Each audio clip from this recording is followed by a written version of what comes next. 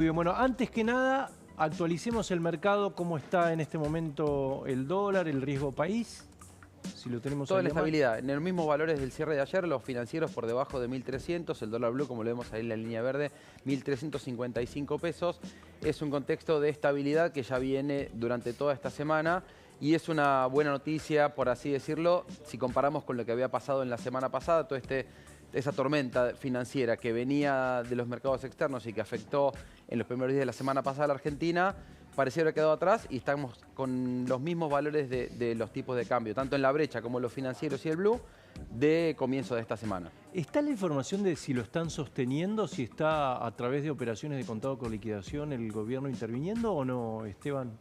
Sí, no se informa diariamente oficialmente desde el Banco Central. Hay economistas que hacen inferencias por algunos datos que aparecen en los informes diarios de todas las variables financieras del Banco Central. Se hablaba de que no hay información del día o de qué pasa como jornada a jornada, así que eran más de 400 millones los que había destinado desde que se anunció la medida de esterilizar los pesos excedentes por la compra de dólares, que es lo que lleva acumulado el gobierno de intervenir en esta brecha para sostener estos tipos de cambio. Hay quienes dicen que el solo hecho del anuncio de tener casi 2.000 millones de dólares, 1.900 millones eran, para intervenir en este mercado, fue lo que cambió las expectativas, que también es otro punto a tener en cuenta. Con estos valores del tipo de cambio financiero, no libre, pero los paralelos financieros, en un contexto de suba de la inflación, cuando uno compara los precios hacia atrás, está en sus valores reales más bajos por lo menos del año, porque justamente la inflación, que después lo vamos a comentar, se aceleró en el primer semestre y más allá de algunos vaivenes y subas, está en los mismos valores no de inicio de mes, sino de tiempo atrás. Por efecto de la inflación, su valor en términos reales creció. Por eso está apreciándose más allá de la estabilidad que estamos viendo ahora. 4% la inflación de julio, ¿es un dato alentador o no tanto? Depende de cómo lo mires y cuál sea el plazo que tomes o la perspectiva.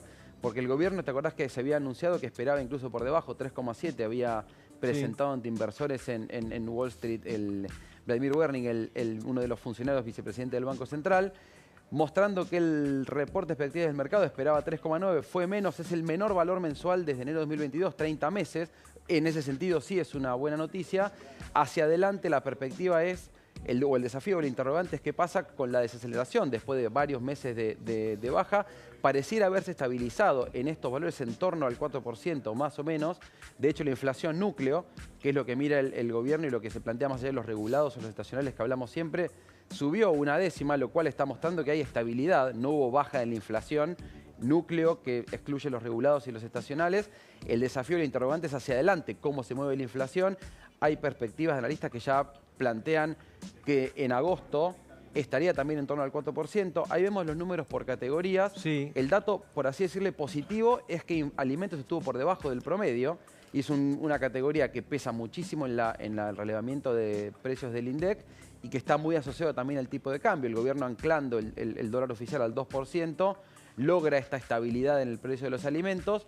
También es cierto que en este mes en curso hay aumentos que se habían postergado en tarifas, combustibles y otros precios regulados que van a presionar al alza la inflación. Por eso el interrogante y las mediciones que se hacen de economistas hablan de que la tendencia estaría en torno a este 4% y encontraría más dificultades para seguir siendo a la baja. No alcanzo a ver salud, cuánto fue, porque eso también... 5,8 fue salud. 5,8, es decir, por arriba, porque, a ver, corregime, pero tengo entendido que prepaga es servicio, pero no regulado, con lo cual claro, no forma, o sea, forma parte de la inflación núcleo, ¿no? Claro, y porque además esa categoría, a partir de los últimos cambios regulatorios, ¿te acordás que se reguló? Después se desreguló. Se reguló, se liberó, pero con devolución, y ahora las empresas pueden plantear libremente los precios, entonces tienen ajustes de los planes de salud mes a mes, que rigen en algunos casos más o menos con la inflación, entonces es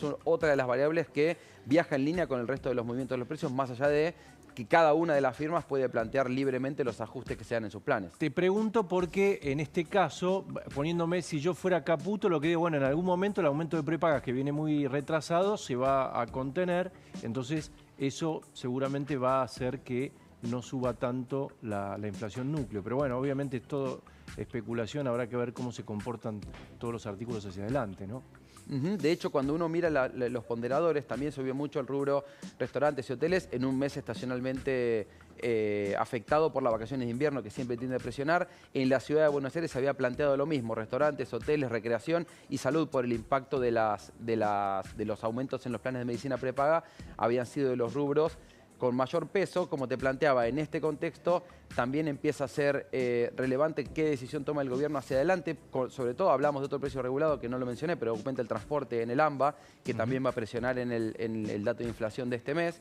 Hacia adelante hay que ver, por ejemplo, en el caso del transporte iba a haber ajustes cada 2 meses, eso se había demorado, después empieza a aplicarse.